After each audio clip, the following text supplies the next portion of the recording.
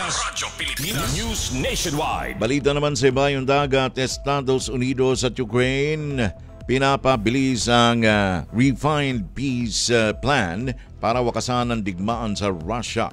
Mula sa Radyo Pilipinas World Service, narito ang report ni Jay Arevalo. Radyo Pilipinas Report. Nagpahayag ang Estados Unidos at Ukraine na ipagpapatuloy ang kanilang pagtutulungan upang matapos ang isang refined peace plan na layuning wakasan ng digmaan laban sa Russia. Sinabi ng dalawang panig matapos ang pulong sa Geneva na prioridad nilang ayusin ang mga isyong bumalot sa orihinal na 28-point proposal, lalo na ang mga probisyong nag-udyok ng kritisismo dahil umano'y paborito sa Moscow. Ayon sa Washington, malinaw na nailahad ng delegasyon ng Ukraine ang kanilang pangunahing pangangailangan sa seguridad at teritoryo at sinabing mas malapit na ngayon ang panukala sa kanilang pambansang interes. Gayunman, nananatiling sensitibo ang usapin lalo na't hindi pa ibinubunyag ang mga teknikal na detalye ng bagong plano. Habang nagpapatuloy ang diplomatikong proseso, nananatiling tensyonado ang sitwasyon sa teritoryo dahil sa serye ng drone at missile attacks ng Russia na tumatama sa mga pasilidad ng enerhiya na nagpapalala sa krisis sa infrastruktura ng Ukraine. Mula sa RP World Service para sa Bagong Pilipinas, ito si Jay Arevalo, Radyo Pilipinas, Radyo Publiko.